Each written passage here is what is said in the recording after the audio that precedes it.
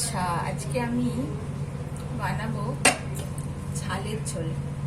আমাদের বাড়িতে, আমার বাপের বাড়ির রান্না এটা, মানে নিরামিষ যে ঝোলটা হয় সবজি টবজি দিয়ে। তোমার কাছে যা সবজি আছে সব দিতে পারো।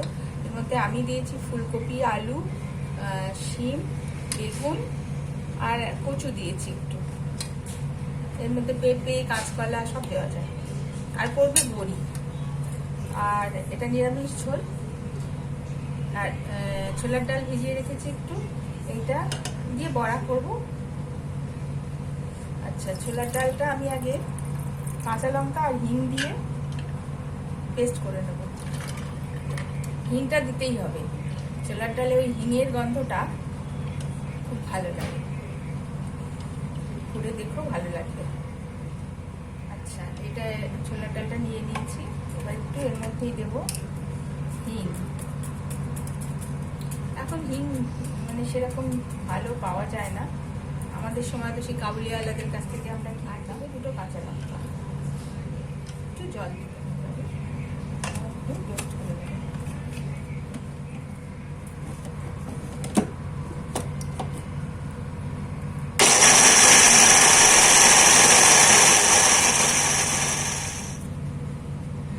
হয়ে গেছে।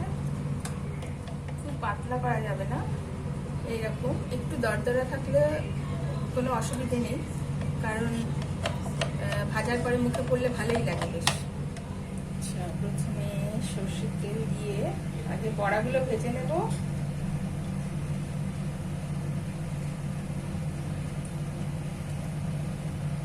এটার মধ্যে একটু নুন দেব, একটু নুন দিলাম, একটু হলুদ দিলাম,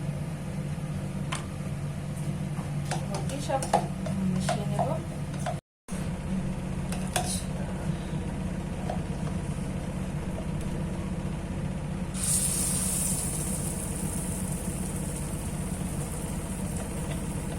শিলে বাটলে আরো ভালো হবে,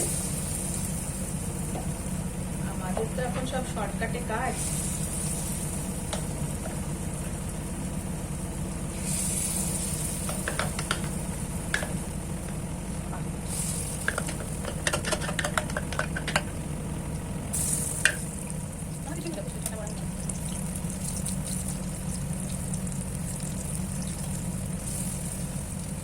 আমার বাপের বাড়ির রান্না, আমি শ্বশুর বাড়িতে খাইনি, এটা শ্বশুর বাড়িতে হতো না।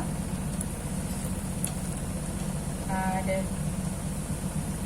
আমার বাপের বাড়ির কিছু কিছু রান্না আছে যেগুলো শুধু আমি ওখানেই খেয়েছি, মার কাছেই খেয়েছি।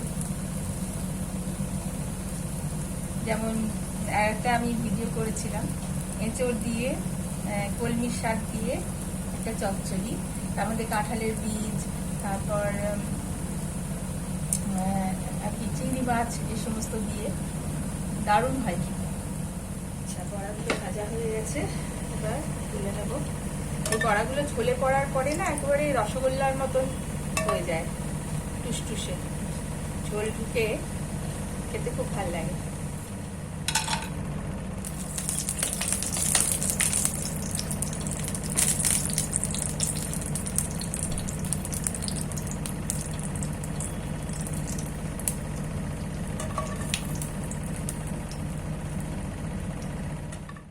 দেবো মেথি আর কাঁচা লঙ্কা ভেঙে, এই ফোড়নটা খুব ভালো লাগে ঝোলে। এটাও আমার মার কাছ থেকে শেখা। এবারে সবজিগুলো ছেড়ে দেবো, আগে ফুলকপিটা দিয়ে একটু ভেজে নেবো।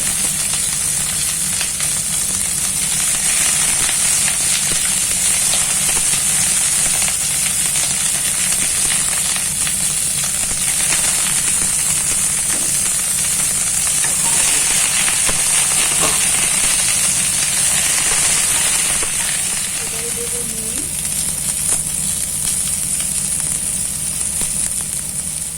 দেবো হলুদ, জিরের গুঁড়ো,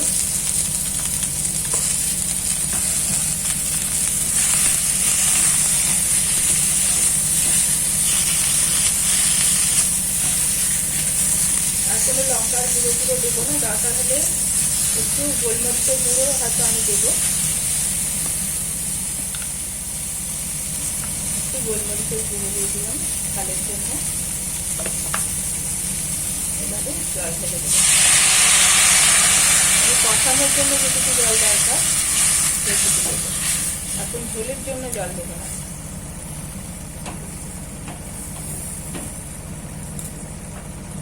এবারে ঢেকে সবজি সেদ্ধ হওয়া পর্যন্ত। চলো দেখি কত কি হলো।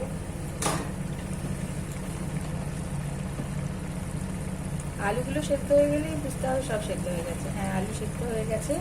এই সময় একটুখানি সরষের তেল দেব, একটুখানি কষাবো।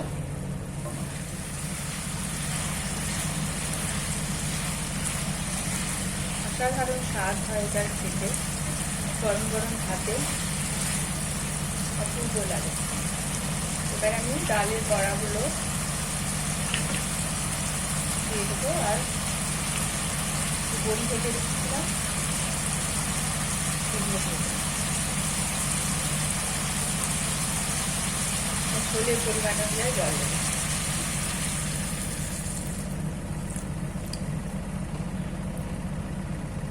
ফুটে উঠলেই ব্যাস ঝোল রেখে দেবো। ফুটে গেছে, এবার বন্ধ করে দেবো, নইলে আরো টেনে নেবে বড়াতে। রেডি ঝালের ঝোল।